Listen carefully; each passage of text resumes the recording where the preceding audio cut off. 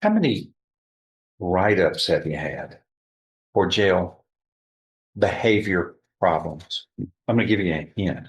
I'm looking at over 30 pages.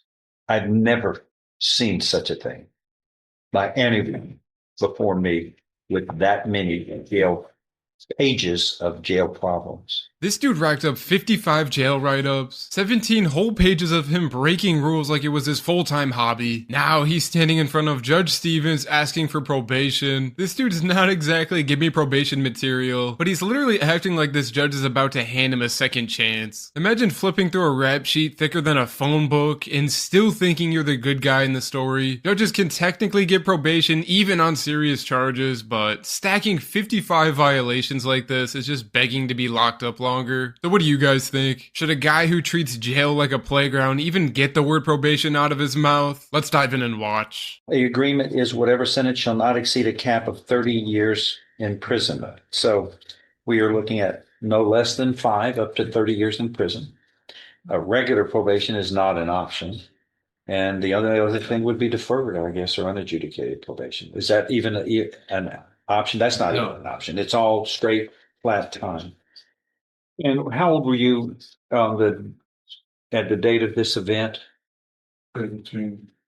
You're now 20, right? 20 years of age now? Yes, sir. Okay. All right. State, do you wish to go first? You can go first and last. Judge, this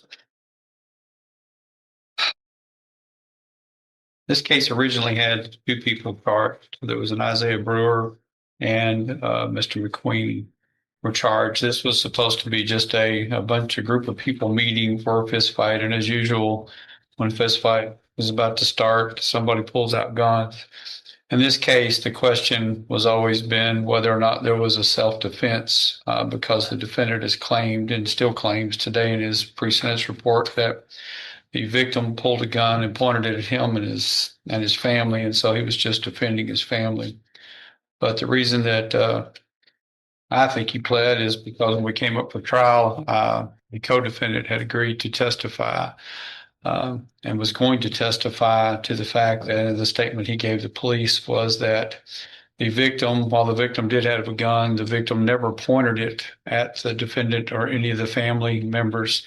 And there was also another sister of the defendant, I believe, or a witness that was with the group of the defendant who also would testify that a gun was never pointed at the defendant or any of the family members. That the minute the argument started, the co-defendant said that the victim had pulled out a gun to point it up in the air to make everybody get away, and that's when Mr. Algero here, McQueen, started shooting and shot about, I forget how many bullets there were fired, but pretty much unloaded his gun, shooting the victim.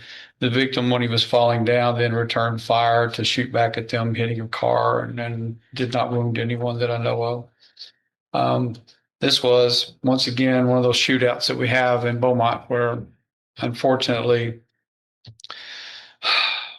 someone got killed. And it's all these youngsters running around with guns. And this one, I don't understand why they had to go meet up at the